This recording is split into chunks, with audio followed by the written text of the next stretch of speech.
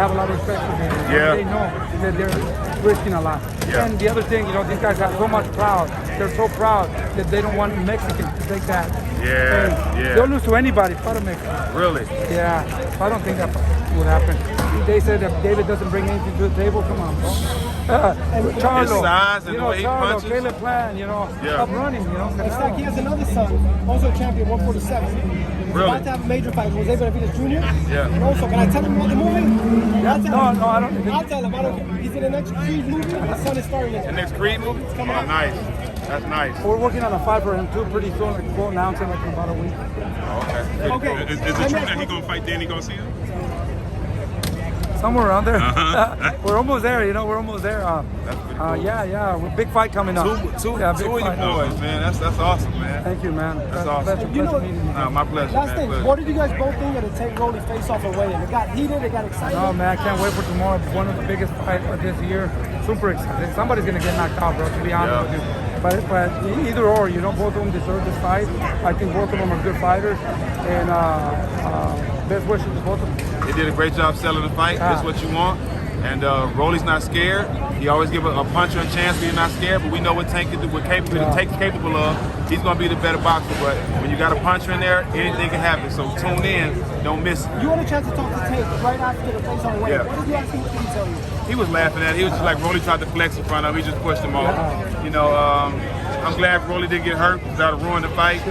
You know what I mean? Money. Yeah. Both of them will lose a lot of money. Right, but it worked out. I think they both Rolly's understand what's at steaming, by the stake. way. He's mad. Oh really? Really? Yeah. Exactly. Well, that's not good. Who a bigger boxing fan? You or Dame Lillard, man? I would say me. I'm older than Dame. I've been watching boxing longer than Dame, way longer than Dame. Obviously, Dame probably has the balls to get in there and box, but I've been street fighting my whole life. I'm not a boxer, so maybe that's the better fit for Dame. But I salute Dame because everybody can't pick up boxing like he's picking it up. Right. You know what I mean? And sticking with it. So I salute Dame. But I've been watching boxing for a long time, man. I'm a big time fan. That's how I know so much from just watching it. You know, being with Showtime now, I can actually be at all these fights and be ringside, so it's a blessing. You know why I love boxing? Because in the NBA, someone can trash talk you the entire fight. You can't touch it. If you do, you get ejected. But ain't nobody in the NBA really want to fight. Trust me, they don't want that smoke. Hold me back. They don't want to lose no money. Now I done tried millions of people. Nobody wanted to fight. Nobody. You know what James Worthy said? That players these days are focused on threes, tattoos, and social media. And social media. Do you agree? They don't love the game. They love what the game can do for them. And that's the difference. I played the game to take care of my family, to change my life, right? And I knew the game could give me that, so I played it with a certain appreciation. But these guys, they don't love the game. They love the money, the pictures, you know what I mean? I love the game of basketball. I'm 45 years old and I still play, so that's a testament to that. You know what's crazy? I say that about his son.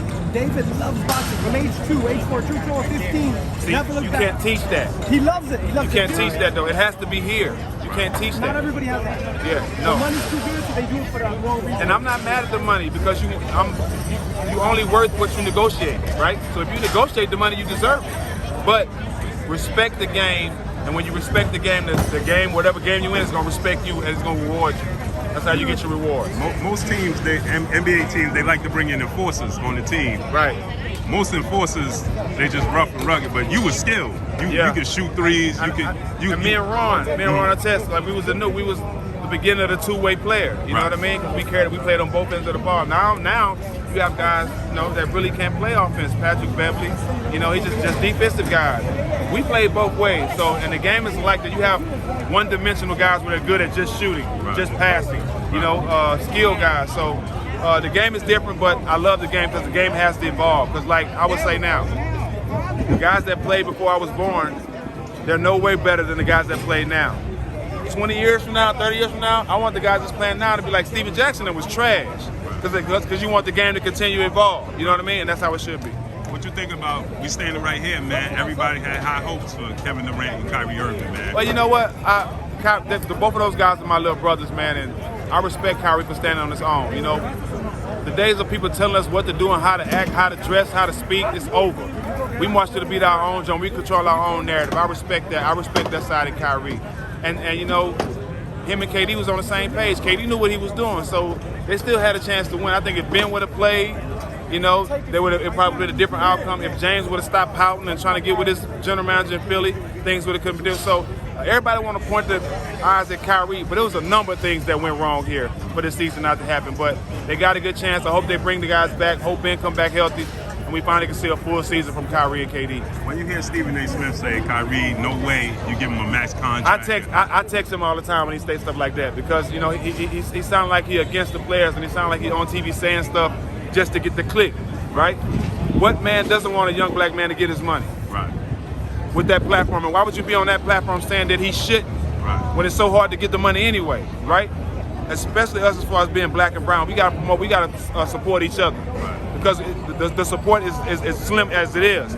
We all trying to get up, we all trying to make money, we all trying to get our families out, right? So we got to support each other. When Stephen A. do stuff like that, I have a lot of respect for Stephen A. But when he say stuff like that on TV, I always text him and let him know he was wrong. I want to fight him. In the boxing ring. You sure? Yeah. I've seen it. Did you see him do mitts? Did you see him do mitts? No, it looks bad. It looks bad. It looks bad. But I don't think he'll fight you. His pocket's too heavy right now. He's making too much money from ESPN. Now, last thing I want to ask you, George Floyd, that situation that was your brother, you know, that went global.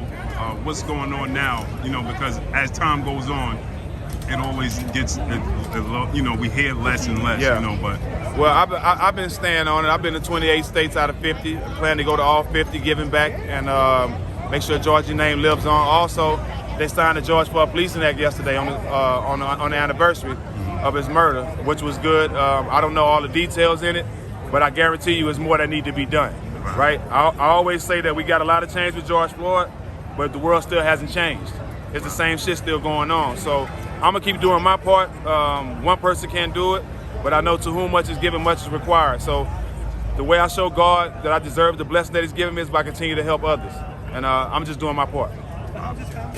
Family's doing good. Gigi's fine, her mom is fine. I just thank God that I was able to help them.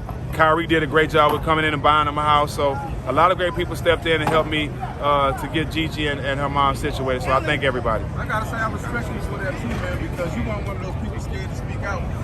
Worrying about getting canceled. You spoke your truth and you done your thing and still kept rocking. Yeah, I appreciate that. I think that goes to show, you know, I had good people at Showtime behind me. I was worried about losing my job and all that stuff, but 9 out of 10 times when somebody gets murdered by the police, none of them have a professional athlete or a celebrity that was considered their twin to speak up for them. So, and the first thing they do is try to demean your character, make it seem like murdering you, they had a reason to do it. No, this was my brother. He was a great person, and he didn't deserve to die like that. So I was thankful that I had an opportunity to speak up for him, and I knew he would have did the same thing for me. Hey man, Deontay Wilder, he got immortalized. Just came back from Alabama, man. He got a statue now in Alabama. What you think about that? I think he deserves it. I mean, anytime you can get acknowledged in your hometown, it's the best feeling in the world because those people know you most. I'm a big fan of Bronze Bomber. I want him to fight Anthony Joshua next, get that big payday. But getting recognized in your hometown, I think that's the biggest honor you can get. Now, Errol Spence, that's your guy, Texas, right? But he was born here in New York, you know that. But that's your Texas guy, the fight everybody want to see, him and Terrence Crawford. What you think about that? It's a must-see. They both won it. I'm a big fan of Terrence Crawford, but Errol is like my family. And I think Errol's going to hit Bud harder than he's ever been hit before. And I think Bud is going to hit Errol with punches that he didn't think he could get hit with. So it's going to be an interesting fight. Both of these guys are great, and it's good for boxing. Hagler Hearns all over again. I appreciate you, Jack. No problem.